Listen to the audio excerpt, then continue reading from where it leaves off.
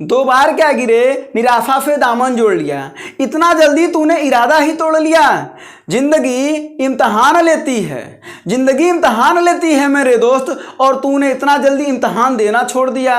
Hello दोस्तों, जय हिंद। उम्मीद आप सब लोग मस्त होंगे और अपनी पढ़ाई में व्यस्त होंगे। आज आप सभी को रेलवे ग्रुप डी का इंपॉर्टेंट क्वेश्चन बताया जाएगा, और इस तरीके के क्वेश्चन आपकी परीक्षाओं में आते हैं, और अंत में आपको एक स्पेशल टाइप का प्रश्न बताएंगे। तो आते हैं दोस्तों, और सबसे पहले क्वेश्चन देखते हैं, और ये आपकी परीक्षाओं में पूछे जाते हैं। रेलवे ग्रुप डी वाला परीक्षा में आपका पूछा जाता है, और ये पूछा गया सब प्रश्न है। देखिए जरा पहला क्वेश्चन, जरा देखिए क्या करा है। ए और स्टार लगा रखा है बी, इसका वैल्यू दे रखा है 2a + b। देखिए ऐसे क्वेश्चन आप में आते हैं। तो क्या पूछ रहा है, 5 स्टार 2 का मान बताइए। अब देखिए इसमें करना क्या आपको, यहां पर इसका मतलब हुआ कि a की वैल्यू 5 है और b की वैल्यू है 2। कितनी है, 2। तो यहां पर रख दीजिए, तो 2 बाहर हो जाएगा, और a की वैल्यू कितनी है, 5 है, तो 5 + b की वैल्यू कितनी है, 2। तो बस 2 रख दीजिए। 2 और गुणे 5 2 7, यही आपका वैल्यू आ गया 14। आपका ये आंसर आ गया, ठीक है ना। तो ये तो बहुत ईजी था। अब इसी पर कुछ और सवाल ले लेते हैं। तो इसका आंसर आ गया आपका 14, ठीक है ना। अब अगले क्वेश्चन को देखते हैं, इसी पर वो भी क्वेश्चन है, ठीक है। अगला क्वेश्चन क्या कर रहा है, जरा देखिएगा। कर रहा है कि ए और एक त्रिभुज बना रखा है बी, और इसका अर्थ देखिए क्या दे रखा है, -a + b और -2 दे रखा है। कोई बात नहीं है। तो पूछ क्या रहा है, 4 और त्रिभुज 3 का वैल्यू पूछ रहा है। तो यहां पर भी बताइए a की वैल्यू कितनी हो गई, 4 हो गई, और b की वैल्यू कितनी हो गई, 3 हो गई। तो यहां पर रख दीजिए। तो क्या हो जाएगा, -4 और प्लस क्या हो जाएगा, 3 और -2। बस अब -4 और +3 को सॉल्व कर लेंगे तो -1 आ जाएगा, और माइनस प्लस हो जाएगा 2, और यहाँ पर वैल्यू आ जाएगा आपका +1, ठीक है। कुछ अलग तरीके का क्वेश्चन ले लेते हैं, इसी पर जो कुछ अलग तरीके के क्वेश्चन बनते हैं वो ले लेते हैं, ठीक है। अगला टाइप का प्रश्न देखिएगा जरा सा, क्या कर रहा है x * y। इसका अर्थ देखिए क्या दे रखा है, 3x + 2y। इसका अर्थ ये दे रखा है। तो आपको बताना है 2 स्टार 3 प्लस 3 स्टार 4 का अर्थ बताना है। यहां पर कुछ नहीं करना, बस आपको वही चीजें 2 बार करनी है। कितनी बार, 2 बार। तो जरा देखिए यस का वैल्यू कितनी है, 2, वाई की वैल्यू कितनी है, 3। तो सबसे पहले इसको सॉल्व कर लेंगे, उसके बाद से तब जाकर के इसको सॉल्व करेंगे। तो जरा देखिए एक कोष्टक बना लेते हैं। देखिए हो क्या रहा है, अगर x स्टार y का वैल्यू है कि 3 का x में गुणा हो रहा है ना, और उसी तरीके से y में 2 का गुणा हो रहा है, तो x की वैल्यू है 2। तो यहां पर देखिए क्या रखेंगे, 3 तो है ही, और x की वैल्यू कितनी आ गई है, 2। तो यहां पर रख दीजिए 2, और प्लस है तो प्लस लगाइए, फिर 2 है तो 2 लगाइए, एंड y की वैल्यू कितनी है, 3। ये वाला सॉल्व हो गया। अब इसको सॉल्व कर लेंगे इसी तरीके से, प्लस लगा दीजिए और कोष्टक बना लीजिए। अब देखिए क्या है, अब यहाँ पर x की वैल्यू कितनी हो गई है, 3, और y की वैल्यू हो गई है 4। तो यहाँ पर क्या है, पहले 3 है और x की वैल्यू आपको मिल गई है अब 3, तो 3 रख दीजिए। आप प्लस यहाँ पर 2 है तो 2 रख लीजिए, और y की वैल्यू अभी आपको मिली है 4। तो बस अब इसी को सॉल्व कर लेना है। तो 3 दूना 6 और 3 दूना 6 ये आ गया, आप प्लस 3 त्रिका 9 और 4 दूना 8। तो 9 8 17 हो गया, और 6 6 12। आप 12 और 17 को जोड़ लेंगे तो आपका आ जाएगा 29। तो बताइए ये दोनों वाला भी दोनों तरीके को समझे कि नहीं, यानी 2 भी एक में मिला करके पूछा जा सकता है। ये हो गया आपका तीसरा टाइप का प्रश्न, ठीक है ना। अब इसी पर एक और टाइप का प्रश्न देख लेते हैं, और एक थोड़ा सा स्पेशल टाइप का प्रश्न देख लेते हैं जो कि आपकी परीक्षा में पूछा गया, ठीक ना। अगला टाइप का प्रश्न देखिए क्या कर रहा है a स्टार b। फिर वही उसी तरीके का क्वेश्चन, a स्टार b का अर्थ क्या दे रखा है, जरा देखिएगा, 2a - 3b और प्लस ab। कोई दिक्कत नहीं है। तो आपको वैल्यू किसकी ज्ञात करनी है, 3 स्टार किसका, 5 और प्लस 5 स्टार 3। कोई दिक्कत नहीं है। सबसे पहले इसको सॉल्व कर लेंगे, फिर इसको सॉल्व कर लेंगे। तो यहाँ पर देखिए a की वैल्यू कितनी मिली है, 3, और b की वैल्यू कितनी मिली है, 5। तो सॉल्व कर लेते हैं कोष्टक बना करके।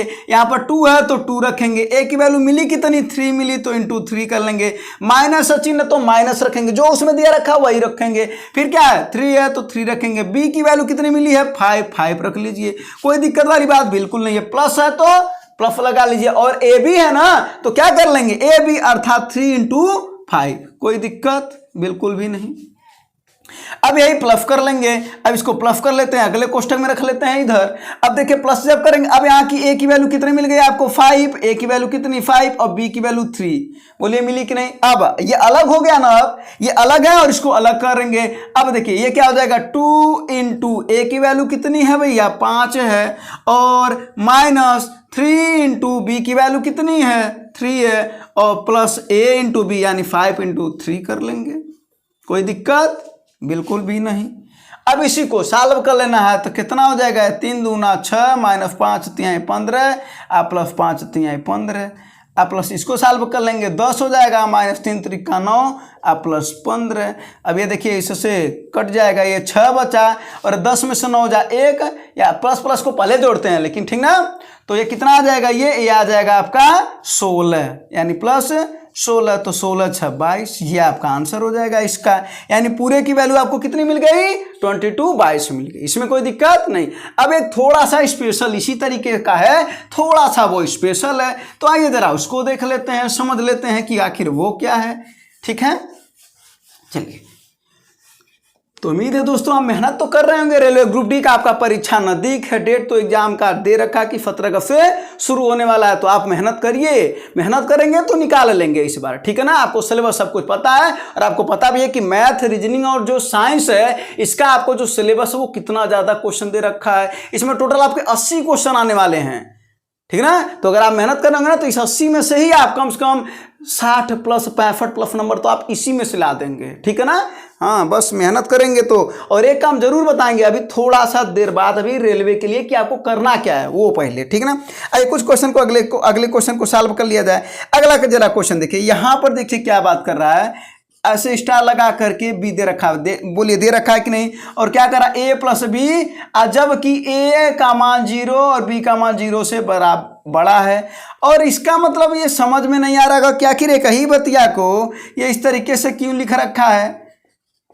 देखिए ये क्या करा कि दूसरे सभी मानों के लिए, मतलब ए का मान यहाँ पर ऋणात्मक हो या धनात्मक हो तो ये लगाएंगे, लेकिन इस वाले में देखिए अगर ए का मान 0 से बड़ा हो और बी का मान 0 से बड़ा हो तब जा करके हम ये वाला वैल्यू पुट करेंगे, ये वाला रखेंगे। इसका मतलब समझिएगा। अब सवाल पर आ जाते हैं, तो जरा देखिए क्या लिख रखा 8 और स्टार ऐसे बना करके 7 माइनस 13 और माइनस 3 और स्टार बना करके 1 रखा है। कोई दिक्कत, ये अभी सवाल उतार रहे हैं।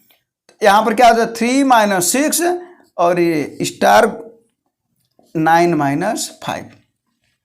अब इसको जरा सा समझ लेते हैं। यहाँ पर ये जरा देखिए 7 में से 13 जाएगा तो क्या हो जाएगा, सबसे पहले इसको बताइए। 7 में से 13 तो आपका हो जाएगा 6, तो माइनस 6 हो जाएगा।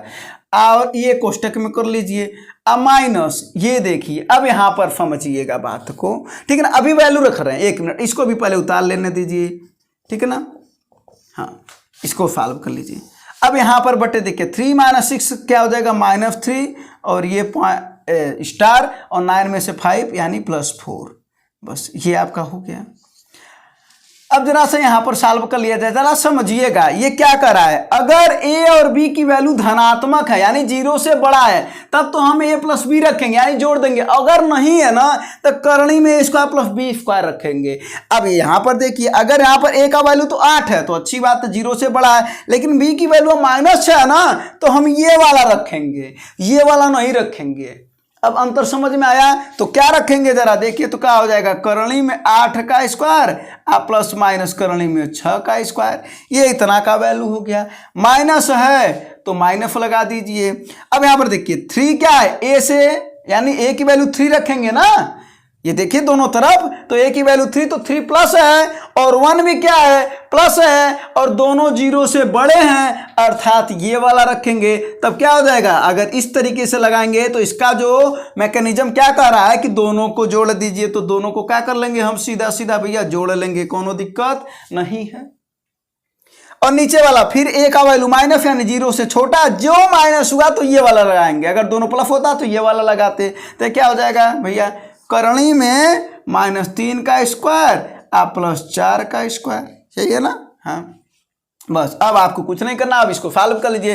तो 8 का वर्ग हो गया आपका 64 और 6 का वर्ग हो गया 36 और कितना हो गया 64 और 36 करणी में 100 हो गया। -4 अब बटा ये क्या हो जाएगा करणी में, ये देखिए 3 का वर्ग 9, 4 का वर्ग 16 यानी करणी में 25। तो बस इसको सॉल्व कर लीजिए, ये कितना हो जाएगा 10 - 4 अब बटा 5, अर्थात आपकी जो वैल्यू आ गई 10 में 4 जा कितना 6/5। ये आपका आंसर आ गया। कोई दिक्कत वाली बात नहीं है। तो ये इसका कुछ आंसर हो गया।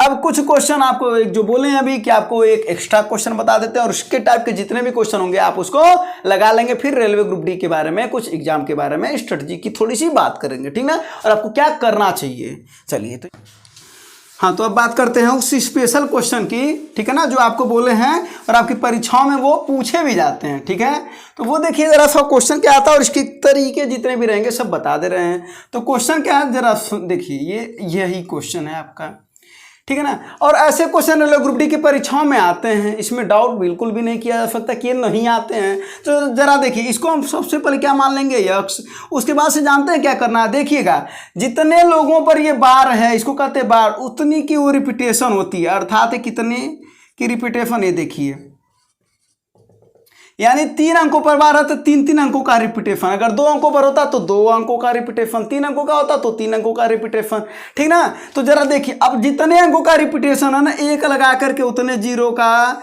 गुणा करेंगे। तो जरा देखिए कितने का गुणा करेंगे, 1000 का।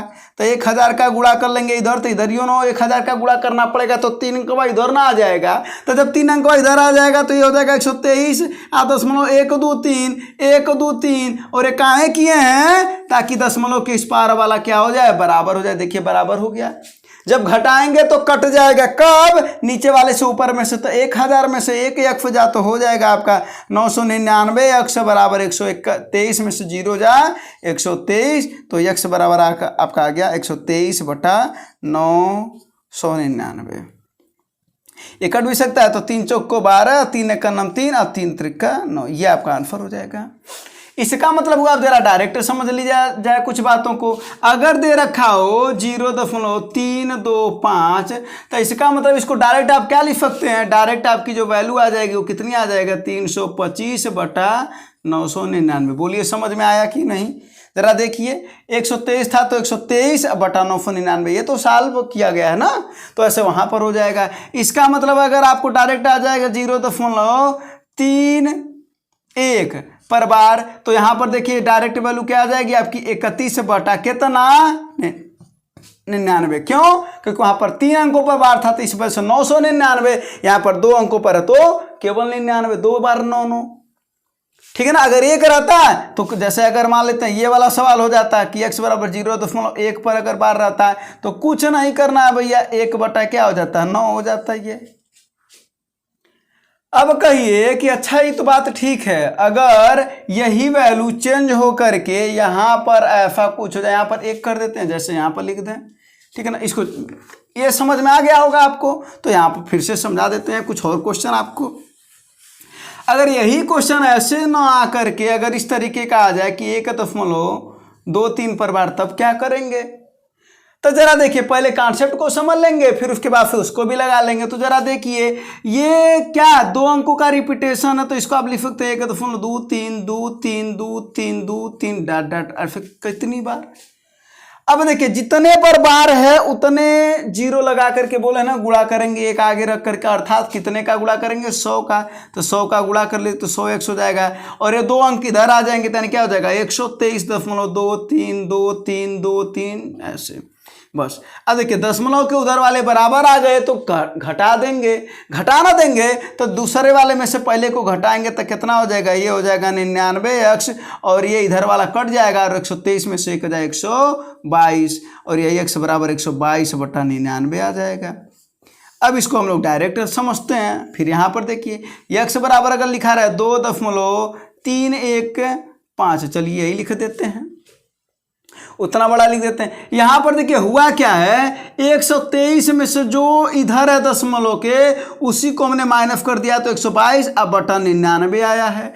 वैसे यहां पर क्या कर देंगे अगर आप कहेंगे तो 2315 में से कितना घटा देंगे, 2 घटा देंगे, अब बटे कितना, तो उधर 3 अंक है ना, तो अर्थात आपका कितना आ जाएगा 999, क्योंकि इधर 2 अंक था तो 99, 3 अंक था तो 999 आ जाएगा 2313 बटा 999। ये हो गया आपका डायरेक्ट, ठीक है ना। कुछ और क्वेश्चन को फिर इसी पर समझ लेते हैं।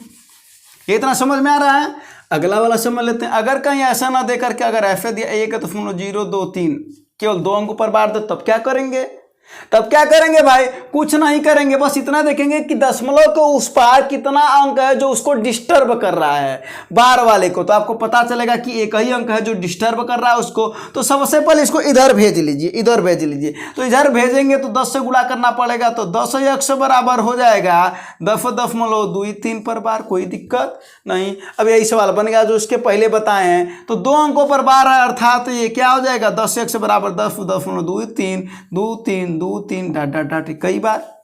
अब जितने अंकों पर बार है उतने का 0 लगा करके आगे 1 रखेंगे, अर्थात 2 अंकों पर बार है तो 2 0 और आगे 1 रखेंगे अर्थात 100, तो 100 से गुणा करना दीजिए, तो 100 का इधरियन गुणा करेंगे तो 1000 हो जाएगा, इधरियन करेंगे तो हो जाएगा 1023.23 डॉट डॉट डॉट।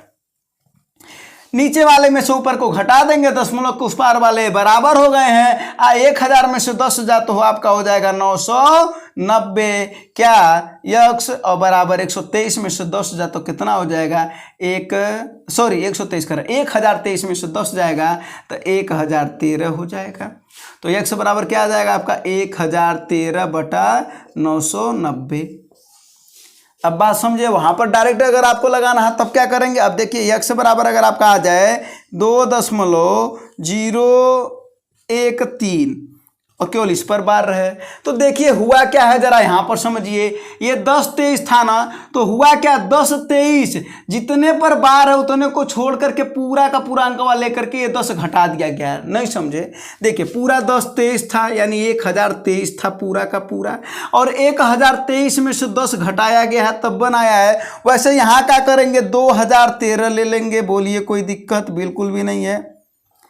इसमें से कितना घटा देंगे 20 घटा देंगे, जितने पर बार नहीं रहेगा वही उतना घटा देंगे अर्थात 20 घटा देंगे।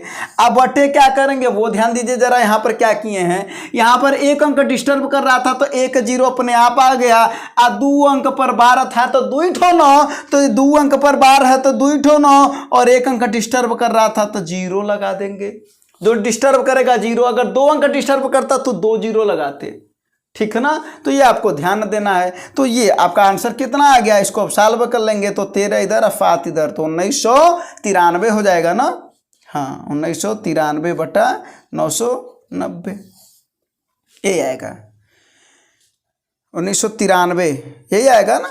हाँ 13 इधर से माइनस हो जाएगा तो बचेगा 7 और 7 इधर, ये तो ये हो गया आपका। तो ये कुछ स्पेशल टाइप के प्रश्न थे जो आपकी परीक्षाओं में क्या करने जाते हैं, पूछे जाते हैं। अब यहीं से क्वेश्चन आपको बना करके ऐसे भी दे देता है कभी कभी 1.23 प्लस 2.03 ऐसे करके देता है कि नहीं देता है। तो कोई बात नहीं, डायरेक्ट तो सिखाई दिए, आप इसका डायरेक्ट आंसर बता दीजिएगा कमेंट में, ठीक है ना। तो ये सब क्वेश्चन होते हैं जो आपकी परीक्षाओं में पूछे जाते हैं, ठीक है।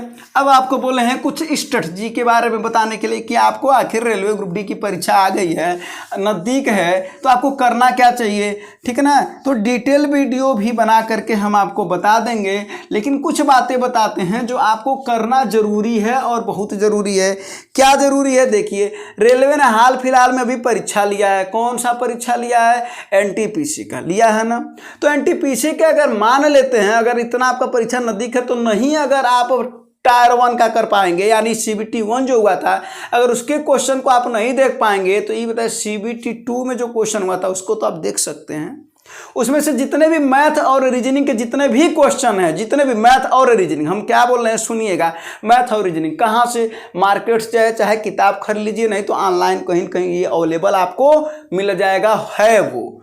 तो आप प्रीवियस ईयर क्वेश्चन यानी जो अभी अभी हाल फिलहाल में जो पेपर हुआ है इसी का मैथ और रीजनिंग लगा डालिए, और इसी के लेवल के नीचे ही आएगा रेलवे ग्रुप डी, इससे ऊपर बिल्कुल भी नहीं जाएगा। और आप तब जा करके देखेंगे कि कैलकुलेशन खूब ज़्यादा पूछ रहा है, और कैलकुलेशन तो आपको आता ही है। और अगर कैलकुलेशन अगर आपको आता है तो 3 से 4 क्वेश्चन, 5 क्वेश्चन तो कैलकुलेशन के ही पूछे जा रहे हैं, और सभी क्वेश्चन में कैलकुलेशन का पार्ट बहुत अच्छा है, ठीक है ना। तो आपको क्या करने हैं, प्रीवियस ईयर क्वेश्चन जो सीबीटी 2 का जो मेंस जो टू है ना, सीबीटी 2 एनटीपीसी का, उसी का मैथ और रीजनिंग तो एकदम आपको लगा लेने। पेपर कितने होंगे, एक लेवल 2 का हुआ था, लेवल 3 का हुआ था, 4, 5, 6 यही सब पेपर हुए हैं, और सब एक एक दिन में पेपर हुए हैं। इसका मतलब आपको ले दे करके कुल 6-7 पेपर, 8 पेपर होंगे। तो बस उसी को क्या करना, आपको लगा लेना है, और जितने भी मैथ और रीजनिंग लगाना है आपको। क्यों, क्योंकि आपको पता भी है कि आपके रेलवे ग्रुप डी के पेपर में 25 कितना क्वेश्चन आता है, टोटल आपका आता है 25 क्वेश्चन मैथ और 30 क्वेश्चन रीजनिंग, 55 क्वेश्चन ये दोनों देता है, और किसी न किसी तरीके से वहां से आपका क्वेश्चन जरूर बनेगा, और उसके लेवल से नीचे ही बनेगा। तो आपका ये काम बनता है कि आप जाइए और पेपर को, जो सीबीटी 2 का पेपर हुआ है उसको आप मैथ और रीजनिंग दोनों लगा डालिए, और उसी टाइप के क्वेश्चन को लगा डालिए। अगर इतना कर लेंगे तो निश्चित ही यकीन मानिए आपका पेपर मैथ और रीजनिंग का बहुत ही अच्छा जाएगा। और उसके बाद फिर डिटेल वीडियो हम आपको बना देंगे कि कौन कौन सी चीजें को कहां कहां से अगर आप पढ़ लेंगे तो आपका जो रेलवे ग्रुप डी में जो व्यवस्था है वो बन जाएगा, अर्थात आपका सिलेक्शन हो जाएगा। सब साइंस, मैथ और रीजनिंग, ठीक ना, और जीके जीएस के लिए जो 20 क्वेश्चन आएंगे, ठीक है दोस्तों। तो हमारा जो अभी जो काम था आपको बताना कि मैथ और रीजनिंग के लिए अगर आप क्या करें, तो आप सीबीटी 2 के पेपर को उठाइए, एनालिसिस कर डालिए, लगा डालिए, ये आपका काम है, ठीक है दोस्तों। धन्यवाद, जय हिंद।